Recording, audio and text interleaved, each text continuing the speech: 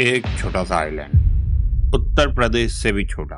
उस आइलैंड ने पूरी दुनिया का 1/4 हिस्सा अपनी मुट्ठी में कर लिया और 1/3 इंसानियत उनके अंडर थी।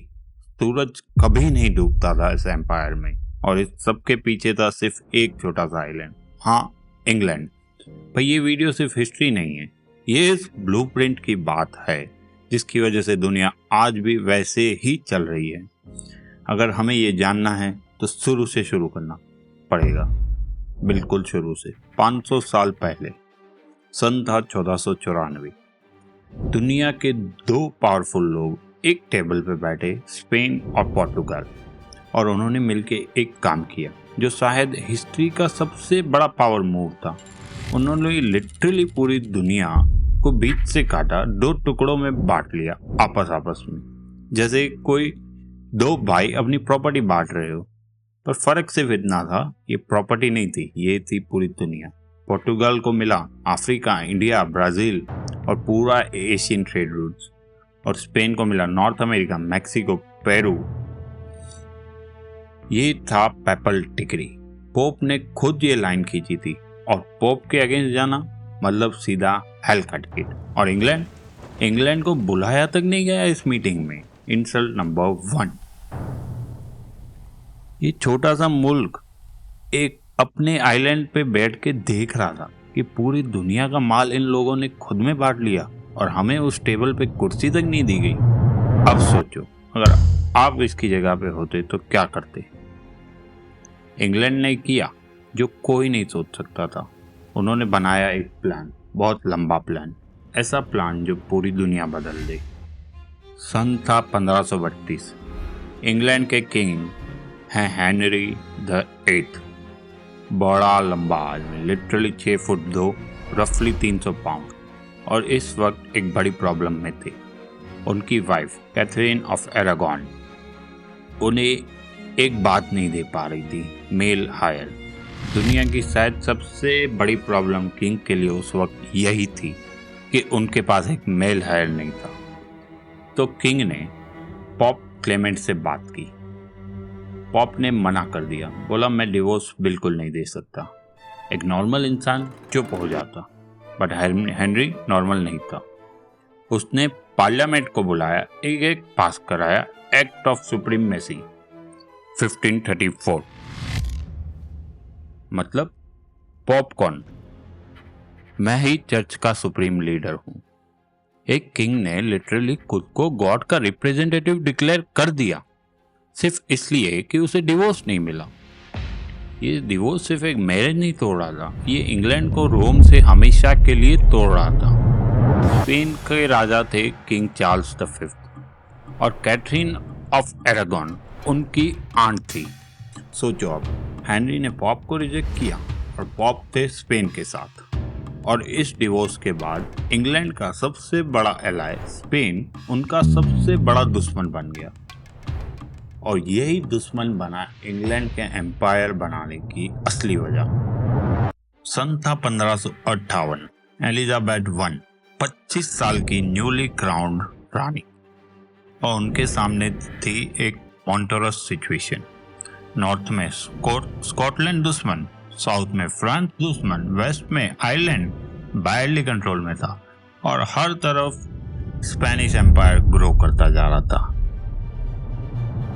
लेकिन एलिजाबेथ ने एक चीज नोटिस की जो शायद उसकी सबसे बड़ी स्ट्रेंथ थी, ये आइलैंड था। कोई भी आर्मी सीधा इनको जमीनी रास्तों से कब्जा नहीं कर सकती, पहले समुद्र क्रॉस करो, पहले हमारी नेवी को डिफेट करो। तो एलिजाबेथ ने डिसाइड किया हम समुद्र के राजा बनेंगे। 1568 English merchant seller John Hawkins और उसका कजिन फ्रांसिस ड्रैक मैक्सिकन वाटर्स में थे। स्पेनिश फ्लीट ने उन्हें अटैक किया, लूटा, बर्बाद किया। एलिजाबेथ फ्यूरियस थी और उसने एक ऐसा सिस्टम शुरू किया जो दुनिया ने पहले कभी नहीं देखा था, privateer system, government licence pirate, official नाम सी डॉग्स। तुम स्पेनिश के शिप्स को लूटो, माल का बड़ा हिस्सा हमारे पास लाओ, और ऑफिशियली हम कुछ नहीं जानते।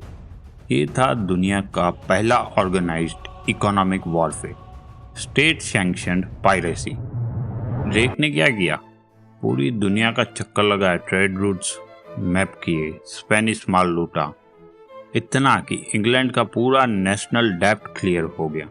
नेशनल डेब्ट क्लियर एक पायरेट की लूट से।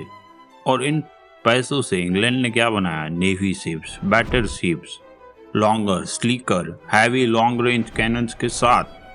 ये सिर्फ ट्रेड शिप्स नहीं थे, ये वॉर मशीन्स थी। और वो दिन आ रहा था जब इसको प्रूव करना पड़ेगा। फिलिप II ऑफ स्पेन, दुनिया का मोस्ट पावरफुल किंग, और वो एब्सोल्युटली फ्यूरियस था। इंग्लैंड ने उसके शिप्स लूटे थे, इंग्लैंड ने रोम से नाता तोड़ा, इंग्लैंड ने उसकी मासी को डिवोर्स दिलवाया। फिलिप ने डिसाइड किया बस इंग्लैंड को ख़त्म करना ही पड़ेगा। उसने भेजे 130 वॉरशिप्स और 30,000 सैनिक, हिस्ट्री की इनविंसिबल आर्माडा। 130 शिप्स ने इंग्लैंड की तरफ रुख किया और फिर मौसम ने डिसाइड किया कि वो भी इंग्लैंड का फैन है। शताब्दी का सबसे बुरा तूफान। 130 में से 67 शिप्स रह गए और 63 डूब गए या पकड़ लिए गए। 30,000 ट्रूप्स में से 10,000 बचे, वो भी ज़्यादातर भूखे बीमार। हिस्ट्री की सबसे इनविंसिबल फ्लीट वेदर फोरकास्ट पे हार गई। इंग्लैंड ने टेक्निकली इतनी बड़ी लड़ाई नहीं जीती, कुदरत ने जीती। और ये इम्पोर्टेंट है, दुनिया को ये नहीं पता था। दुनिया ने देखा स्पेन हारी, इंग्लैंड जीता, और उस दिन से पूरी दुनिया को पता चल गया इंग्लैंड हैज़ अराइव्ड। ये सिर्फ शुरुआत थी। नेवी बन गई, राइवल्स हार गए, गोल्ड आ गया, कॉन्फिडेंस आ गया, डेब्ट उतर गया। अब इंग्लैंड के हाथ में थी पावर, और पावर के साथ आती है ग्रीड। अगले पार्ट में हम बात करेंगे उस कंपनी की जो शुरू में एक ट्रेडिंग फर्म थी, फिर बन गई एक प्राइवेट आर्मी, फिर बन गई एक सॉवरेन स्टेट, फिर बन गया एक empire. East India company.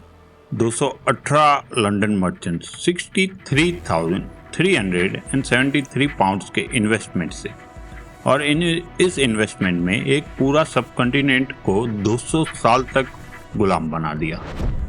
Subscribe करो, बेल आइकन दबाओ, 200 कमेंट्स लिख दो सिर्फ EIC, तो पार्ट 2 इस वीक आ जाएगा। 2000 लाइक्स पे पार्ट 3 भी पक्का।